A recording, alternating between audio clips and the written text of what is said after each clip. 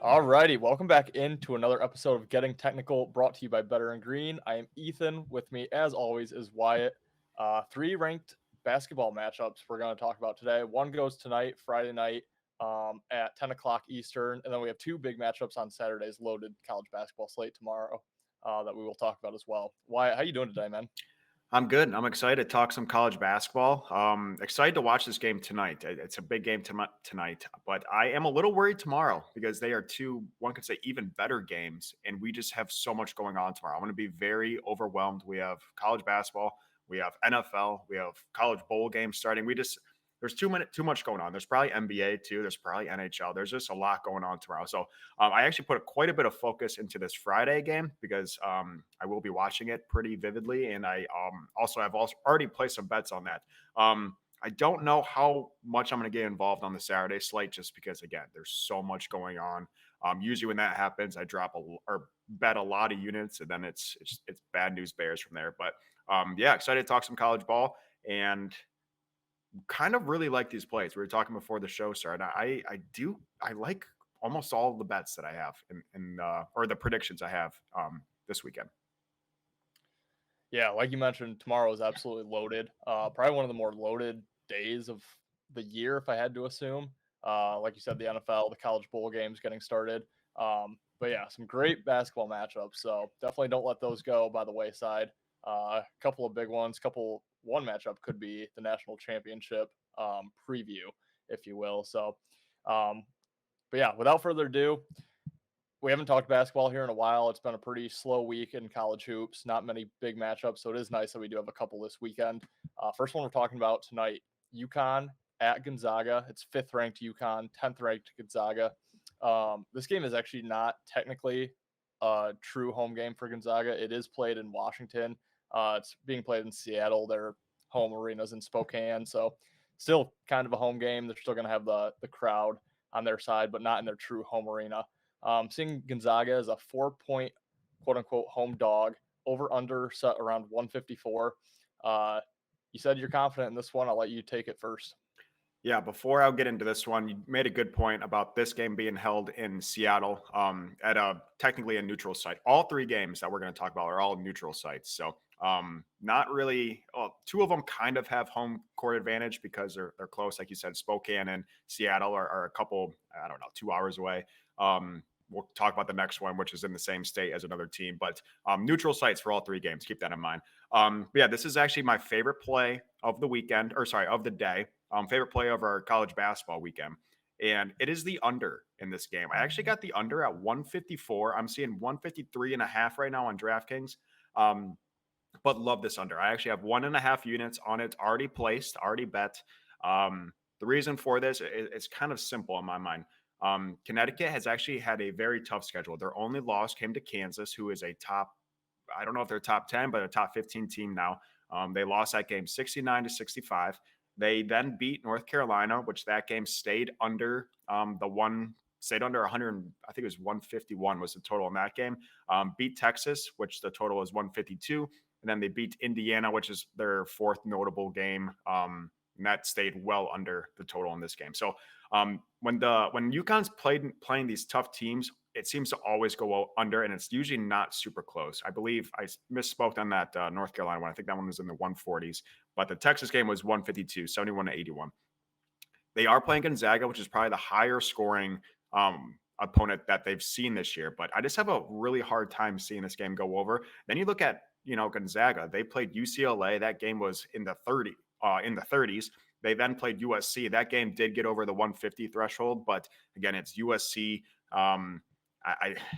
They're just a very high scoring team. That's just what USC is. So they also then played Purdue, and that stayed in the 130s. That was a 136 total. They lost to Washington. That one finished at 151. So Gonzaga really hasn't been a higher scoring team like they are in years past. So love this under quite a bit. In regards to the game line, I'm going to have to go with UConn. I just think UConn's the better team. I took them at the -4. Did place this as well just for a half a unit. So I have 2 units on this game. But UConn's just a better team. They've had the tougher schedule. They played Kansas, North Carolina, Texas. They lost to Kansas by 4 or whatever. But I just don't love Gonzaga with 2 losses to Washington, which is a terrible loss in my mind, and then a tough loss to Purdue, but it was by 10 points. Also, sorry, I just love this game. UConn hasn't had one game besides their one loss to Kansas decided by under 10 points. So they are blowing teams out. And again, they've played great teams. They beat North Carolina by 11, Texas by 10, Indiana by 20. They're blowing these competitive games out of the water besides their one loss to Kansas. So they're going to win it in my mind. I can't see Gonzaga winning this game. And if UConn's going to win the game from how they're playing this year, it's going to be by 10 plus points. So I'm going to take UConn, but love the under. Yeah, good point there with the winning by margin on UConn. If you remember last year to the tournament too, I believe they won every single game by double digits in the tournament. If not, it might have been by 20 or more. It was for quite a while. Yeah. I think it was for 20, and I think there's one game decided by like 10, but then I think the final four four game. Yeah. And then they ended up blowing out San Diego State. So my favorite play in this game is UConn minus the 4. I don't have a ton more to say from what you said. I just think they're ultimately the better team. Like you said, they have a tendency of blowing teams out, not only this year, but last year as well. Obviously, the tournament, every game is a big game against a strong opponent. So they don't take their foot off the gas. I still think they're a top team. Gonzaga, we talked about them earlier in this show a couple episodes ago, just lost a ton of pieces. I mean, this is the first year in what feels like 5 or 6 that they haven't had Drew Timme, which is just a missing piece on this team. I know they're still 10th in the nation. They're still playing good basketball. They did have the one loss to Washington, which I did lean Washington in that game. It wasn't too shocking. Their other loss, Purdue, you can't blame them for a 10-point loss to Purdue there. But yeah, I just ultimately think UConn's the better team here. This is UConn's last non-conference game of the season before they get straight into all conference play. So I think they already have some impressive wins, like you mentioned. I think they're going to want to get one more under their belt before they blow through the Big East. They're going to have some trouble in the Big East, but they'll probably ultimately end up winning that conference. Gonzaga, on the other hand, just they have an easy opponent on deck with Jackson State, so I do think all of their effort does go into this UConn game. But like we've both said, I think UConn's just ultimately the better team. I also do like the under in this game because, like I just mentioned, I do think Gonzaga is going to give a max effort. I think that's going to show up on defense. And then, as we mentioned, this is not Gonzaga's home arena. This is a neutral site game. So I always like taking unders in games where the players aren't familiar with the arena.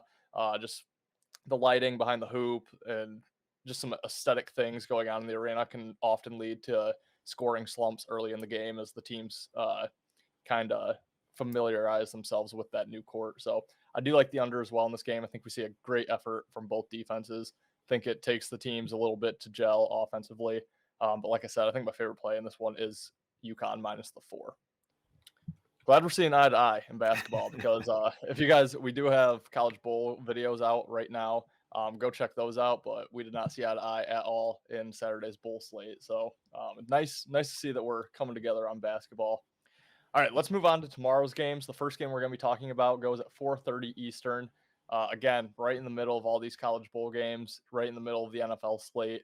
But great matchup here. This is number 1 Arizona at number 3 Purdue. As you alluded to it, this game is played in Indianapolis, so right by West Lafayette where Purdue plays, but it's not at Mackey Arena, Purdue's home court. This is at Gainbridge Fieldhouse where a lot of the big tournament games are held.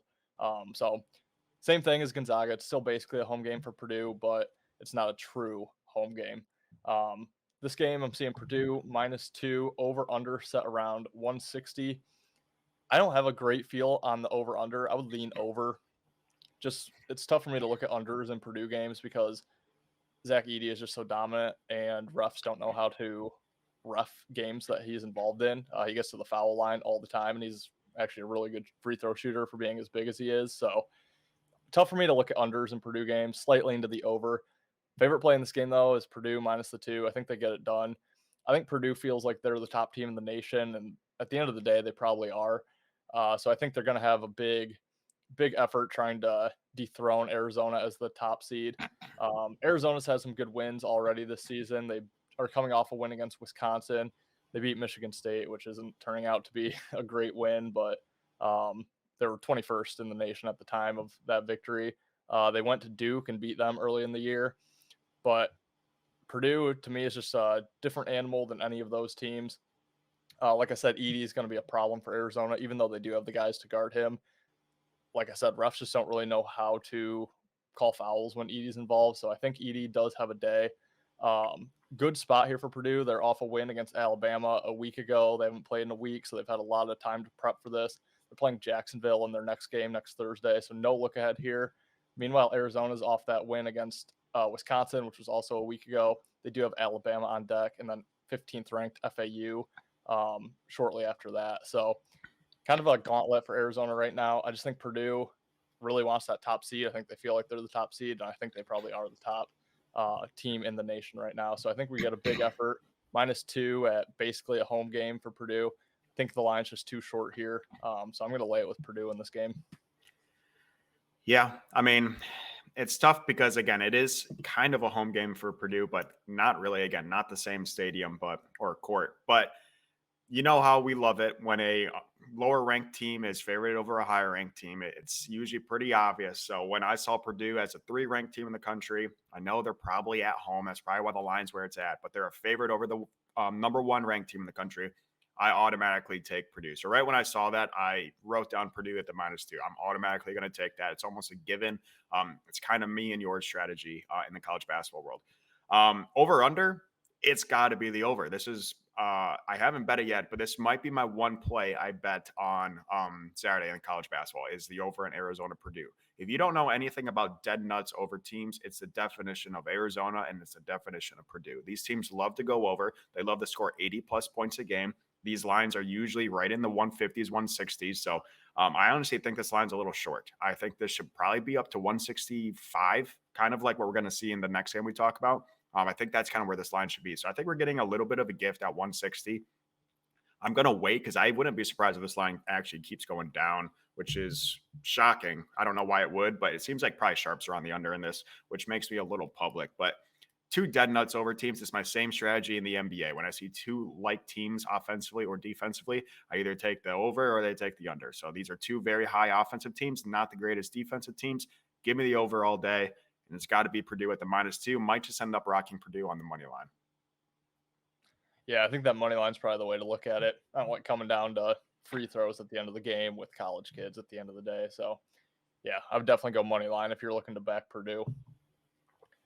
Last game that we will talk about today. This one's 5:30 Eastern tomorrow, so it's going to start before that Arizona Purdue game ends. So you'll kind of have to double dip.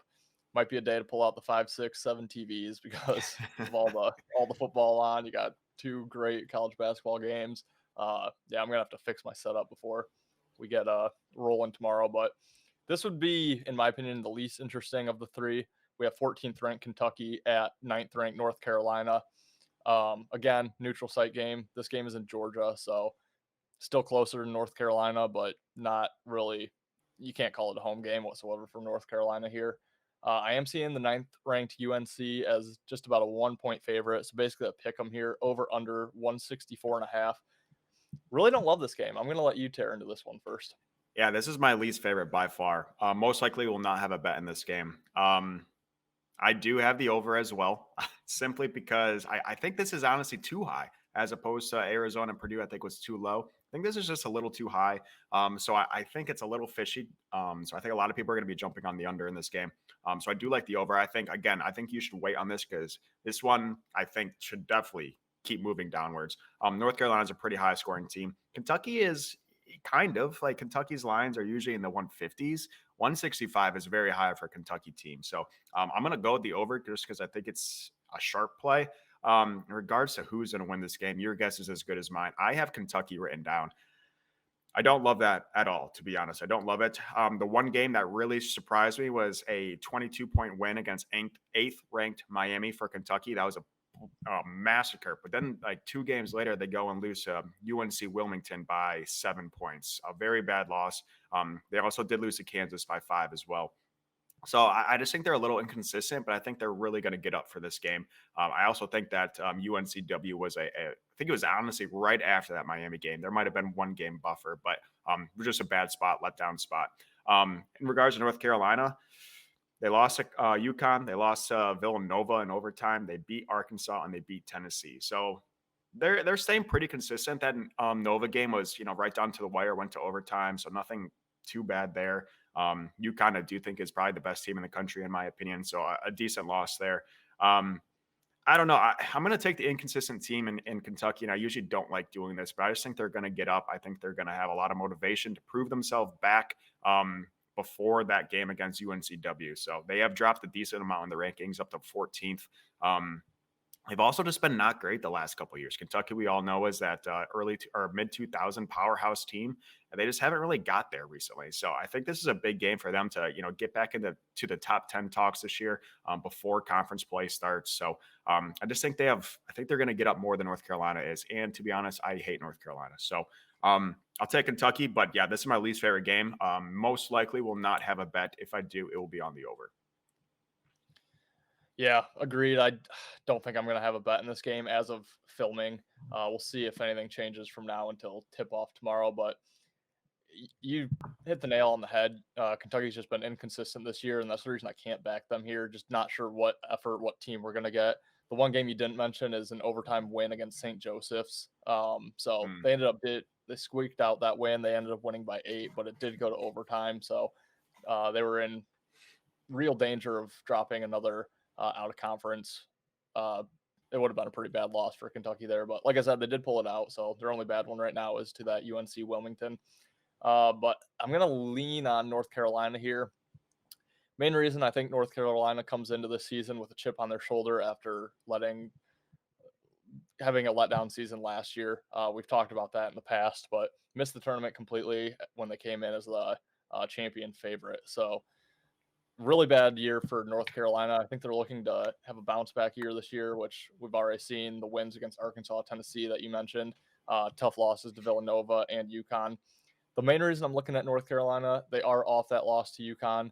They have this game against Kentucky, and then they have to play Oklahoma between now and Christmas. So if they don't win this one, they're in real danger of losing 3 straight, dropping 4 games before January even gets here. So I just think we get a big effort out of North Carolina. I think they really need to win one of the next 2 here, Oklahoma or this game.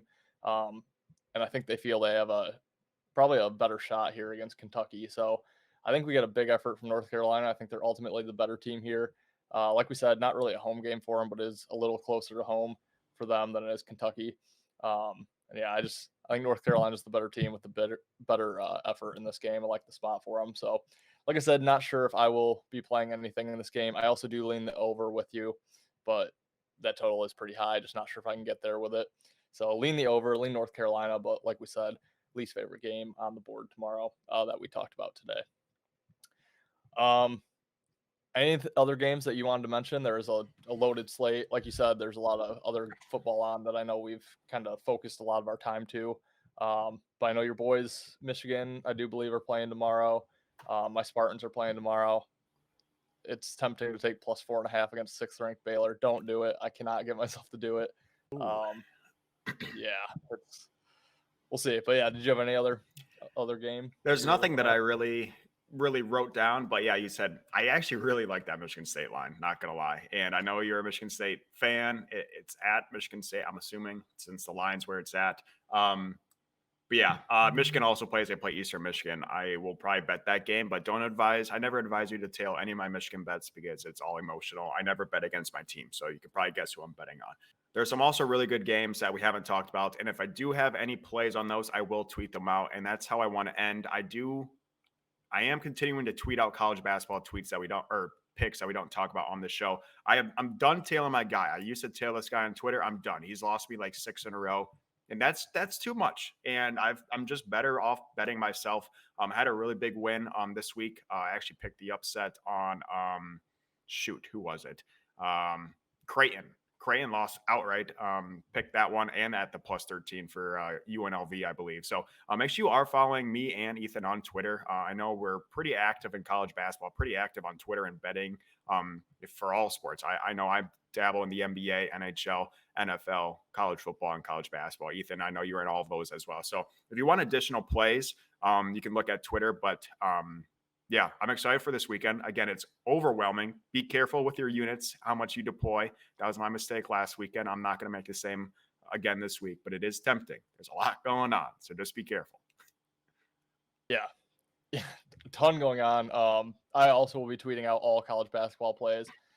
I mean, full disclosure, I've not had the greatest college basketball season thus far. I'm down like just under 7 units. I know it will pick up in January, so for that reason, that's why all my plays are free right now. Come January, once I get the ball turning a little bit back in my favor, I'll start doing some premium plays. But for now, premium plays are going to stick to the NFL. I'm killing it in the NFL this season, up 35 units, I want to say. And I love this card this weekend. So go check out bettergreen.com where we do have all of our articles. I will have the premium plays in the NFL this week. It's $1 a month. So literally as cheap as you can get picks anywhere in the world. And with that $1, you don't only get my picks, but you get Wyatt's picks, you get Ben's picks, you get all other premium articles. And it's not each separate article is $1. It's literally $1 a month. You get everything. So really nice deal there. Check out our other videos. Like we mentioned, we do have our bowl game videos coming out. It's a short, like 5-minute video for each bowl game. So it's not going to take much of your time. Check those out. We have our NFL videos coming out weekly as always. And then our Monday lives.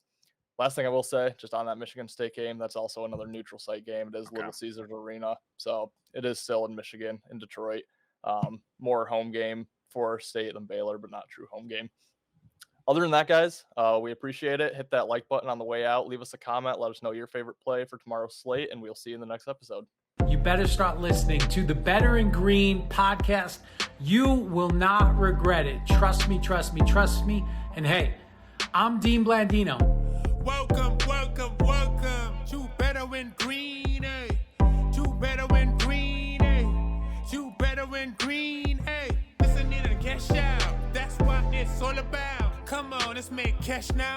We always on spot and we cover all spot from the bottom to the top. Hey, shout out to Ethan, shout out to Wyatt, shout out to Ben.